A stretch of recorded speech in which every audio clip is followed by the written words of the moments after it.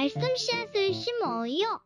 사랑하는 친구들, 말씀 씨앗 시간이에요. 오늘 말씀은 사도행전 19장 말씀이에요. 다 함께 말씀 씨앗 심을게요. 사도행전 19장. 아볼로가 고린도에 있는 동안 바울은 북부 지방을 거쳐서 에베소에 이르게 되었습니다. 바울은 거기서 몇몇 제자들을 만났습니다. 바울이 그들에게 물었습니다. 여러분은 믿을 때에 성령을 받았습니까? 그들이 대답했습니다. 우리는 성령이 계시다는 것조차 들어본 적이 없습니다. 바울이 다시 물었습니다. 그러면 여러분은 어떤 세례를 받았습니까? 그들이 대답했습니다. 요한의 세례를 받았습니다. 바울이 말했습니다. 요한은 회개의 세례를 베풀었습니다. 요한은 사람들에게 자기 뒤에 오실 분을 믿으라고 외쳤는데 그분이 바로 예수님이십니다. 그들은 이 말을 듣고 주 예수님의 이름으로 세례를 받았습니다. 바울이 그들에게 손을 얹자 성령께서 그들에게 내려오셨습니다. 그러자 그들은 방언으로 말하고 예언을 하기 시작했습니다. 그곳에 있던 사람은 모두 12명쯤 되었습니다. 바울은 회당에 들어가서 3달 동안 하나님의 말씀을 담대하게 전했습니다. 그리고 하나님의 나라에 관해 토론도 하고 받아들이도록 설득했습니다. 그러나 어떤 사람들은 마음이 굳어져서 믿지 않고 오히려 군중들 앞에서 도를 욕하고 다녔습니다. 그래서 바울은 그런 사람들을 떠나 신자들을 데리고 두란노 학원으로 가서 날마다 사람들과 토론을 했습니다. 그 일은 2년 동안 계속되었습니다. 그리하여 아시아 지방의 모든 유대인과 그리스인이 주님의 말씀을 듣게 되었습니다. 하나님께서 바울의 손을 빌려 놀라운 기적들을 일으키셨습니다.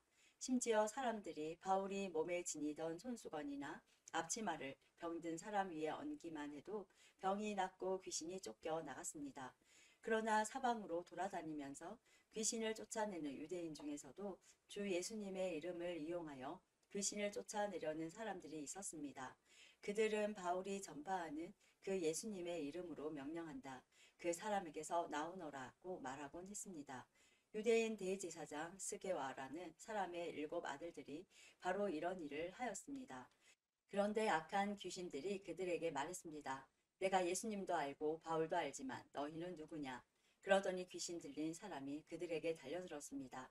귀신 들린 사람은 스게와의 아들들보다 힘이 세어서 그들을 때리고 옷을 찢었습니다. 그래서 그들은 발가벗긴 채 그 집에서 도망쳤습니다. 이 일이 에베소에 사는 모든 유대인과 그리스인들에게 알려지자 그들은 두려움에 사로잡혔으며 주 예수님의 이름을 찬양했습니다. 믿는 사람들이 많이 나와 사람들 앞에서 자기들이 행한 일들을 고백하기 시작했습니다.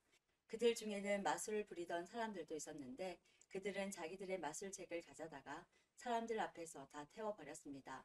그 책값을 계산하면 은화 5만 개 가량 되었습니다. 이렇게 해서 주님의 말씀은 점점 힘있게 퍼져 나갔습니다. 그 후에 바울은 마케도니아와 아가야 지방을 거쳐 예루살렘으로 갈 결심을 하였습니다.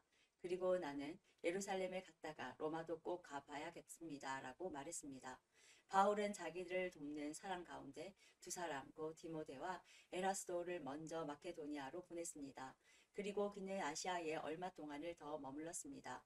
그 무렵 에베소에서는 예수님의 도 때문에 적지 않은 소란이 일어났습니다.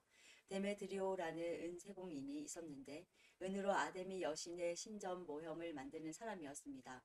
그는 이 일로 직공들에게도 많은 돈을 벌게 했습니다. 그가 직공들과 이런 일에 종사하는 사람들을 불러놓고 말했습니다. 여러분도 아시다시피 우리는 이 사업으로 소득이 꽤 좋았습니다. 그런데 여러분들도 보고 들은 대로 바울이라는 이 사람이 에베소뿐만 아니라 아시아의 거의 모든 지방에서 사람이 만든 신은 신이 아니라고 말합니다. 그는 수많은 사람들을 설득하여 그들의 마음을 돌려놓았습니다. 이러다가는 우리 사업이 명성을 잃게 될 위험이 있을 뿐만 아니라 사람들이 위대한 아데미 여신의 신전을 우습게 여길 위험이 있습니다. 그렇게 되면 아시아와 온 세계의 모든 사람들이 섬기는 아데미 여신의 위엄이 땅에 떨어질 것입니다. 이 말을 들은 사람들은 격분하여 에베소의 여신 아데미는 위대하다라고 소리 지르기 시작했습니다. 도시는 순식간에 소란스러워졌습니다. 군중들은 바울과 함께 여행하던 마케도니아 사람 아기오와 아리스다고를 붙잡고 한꺼번에 극장으로 몰려갔습니다. 그때 바울도 군중들 속으로 들어가려 했지만 제자들이 말렸습니다. 또 바울과 친하게 지내던 아시아의 관리 몇 사람들도 사람을 보내어 바울더러 극장에 들어가지 말라고 권했습니다. 극장 안에서는 사람들이 소리를 지르는데 어떤 사람은 이렇게, 다른 사람은 저렇게 외쳐대는 바람에 극장 안은 완전히 난장판이 되고 말았습니다. 심지어 자기들이 그곳에 왜 모였는지조차 모르는 사람들도 많았습니다. 유대인들이 알렉산더라고 하는 사람을 앞으로 밀어내자 군중들 중 몇 사람이 그를 다그쳤습니다. 알렉산더가 손짓으로 사람들에게 조용히 하라고 한 후 군중들에게 변명을 하려고 했습니다. 그러자 군중은 알렉산더가 유대인인 것을 알고 한 목소리로 에베소의 여신 아데미는 위대하다라고 2시간이나 외쳐댔습니다. 마침내 에베소시의 서기관이 나와 군중을 진정시키고 이렇게 말했습니다. 에베소 시민 여러분, 에베소가 위대한 아데미 여신의 신정과 하늘에서 내려온 그 신상을 지키는 곳이라는 것은 온 세상이 다 아는 사실입니다. 이것은 부인할 수 없는 사실이므로 시민 여러분은 마음을 가라앉히고 경솔한 행동은 삼가시기 바랍니다. 여러분은 이 사람들을 이리로 끌고 왔으나 이 사람들은 우리 여신을 모욕한 적도 없고 그 신전에서 무엇을 훔치지도 않았습니다.